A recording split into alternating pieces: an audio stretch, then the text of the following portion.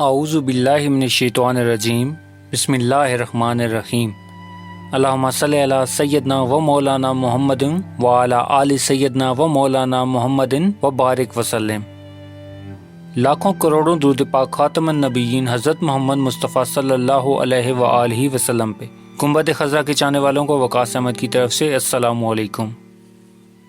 خلیفہ اول حضرت ابوبکر صدیق رضی اللہ تعالیٰ عنہ رسول کریم صلی اللہ علیہ وآلہ وسلم کے وصال کے بعد جب مسلمانوں کے خلیفہ چنے گئے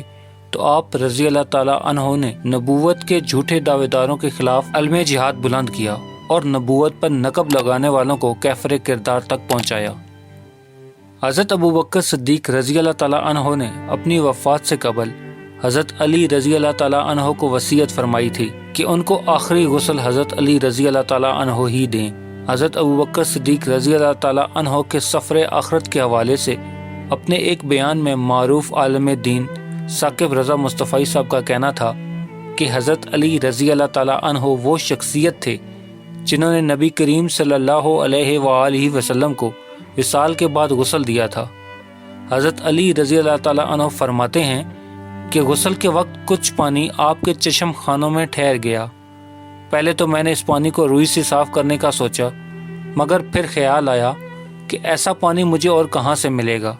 میں نے پھر ہونٹ قریب کر کے اس پانی کو نوش جان کر لیا۔ حضرت علی رضی اللہ تعالیٰ عنہ فرماتے ہیں کہ وہ پانی نوش کرنے کے بعد میرا سینہ معرفت کے علوم کا خزینہ بن گیا۔ حضرت ابوبکر صدیق رضی اللہ تعالیٰ عنہ نے بھی وصیت فرماتے ہوئے حضرت علی رضی اللہ تعالیٰ عنہ سے فرمایا تھا کہ اے علی رضی اللہ تعالیٰ عنہ، جب میں فوت ہو جاؤں تو جن ہاتھوں سے آپ نے رسول اللہ صلی اللہ علیہ وآلہ وسلم کو غسل دیا تھا، انہی ہاتھوں سے مجھے بھی غسل دینا،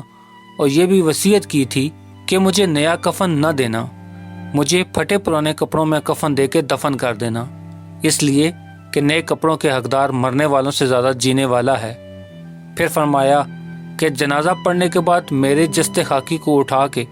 روضہ رسول صلی اللہ علیہ وآلہ وسلم کے پاس لے جانا اور عرض کرنا، یا رسول اللہ صلی اللہ علیہ وآلہ وسلم، یہ ابو بکر رضی اللہ تعالیٰ عنہ ہیں،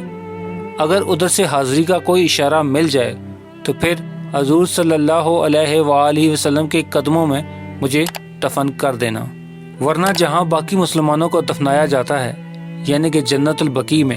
پھر مجھے بھی وہیں دفن کر دینا۔ حضرت انس بن مالک رضی اللہ تعالیٰ عنہ سے روایت ہے کہ جب آپ رضی اللہ تعالیٰ عنہ کا آخری وقت آیا تو حضرت علی رضی اللہ تعالیٰ عنہ بھاگتے ہوئے آئے اور آپ رضی اللہ تعالیٰ عنہ نے حضرت ابوبکر صدیق کے چہرے سے کپڑا اٹھایا اور یہ لفظ کہے کہ الیوم انقطعت خلافت النبوۃ، یعنی آج رسول اللہ صلی اللہ علیہ وآلہ وسلم کی خلافت ہم سے جدا ہو گئی۔ اس کے بعد حضرت ابوبکر صدیق رضی اللہ تعالیٰ عنہ کو غسل دیا گیا اور غسل دینے کے بعد آپ رضی اللہ تعالیٰ عنہ کا جنازہ پڑھایا گیا اور پھر مدینہ انور کی گلیوں سے گھما کر رسول اللہ صلی اللہ علیہ وآلہ وسلم کے روضہ اقدس کے سامنے رکھا گیا، اور یہ لفظ حضرت انس رضی اللہ تعالیٰ عنہ کے ہیں۔ کہتے ہیں کہ ہم ہاتھ باندھے کھڑے ہو گئے، عرض کی، یا رسول اللہ صلی اللہ علیہ وآلہ وسلم، یہ حضرت ابوبکر صدیق رضی اللہ تعالیٰ عنہ ہیں، آپ صلی اللہ علیہ وآلہ وسلم کی قربت میں دفن ہونے کی اجازت مانگ رہے ہیں۔ تو پھر ہم نے درود شریف پڑھنا شروع کر دیا۔ حضرت انس بن مالک رضی اللہ تعالیٰ عنہ فرماتے ہیں کہ روضہ رسول صلی اللہ علیہ وآلہ وسلم کا دروازہ بند تھا اور تالا لگا ہوا تھا۔ اچانک تالا کھلا اور پھر کنڈی بھی کھل گئی اور پھر دروازہ بھی کھل گیا اور اندر سے آواز آئی، یار کو یار سے ملا دو جو پہلے ہی یار کا انتظار کر رہا ہے۔ حضرت انس رضی اللہ تعالیٰ عنہ فرماتے ہیں کہ پھر رسول اللہ صلی اللہ علیہ وآلہ وسلم کی قربت میں حضرت سیدنا صدیق اکبر رضی اللہ تعالیٰ عنہ کی تدفین فرما دی گئی۔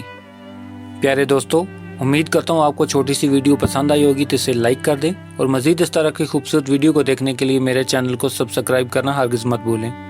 بیل کا بٹن بھی دبا دیں تاکہ آپ کو نئی آنے والی ویڈیوز کا نوٹیفیکیشن مل سکے۔ ملتے ہیں ایک نئی ویڈیو کے ساتھ، تب تک کے لیے اپنا خیال رکھیے گا۔ اللہ رب العزت آپ کو آسانیاں دے اور آسانیاں بانٹنے کی توفیق بھی۔ اللہ حافظ۔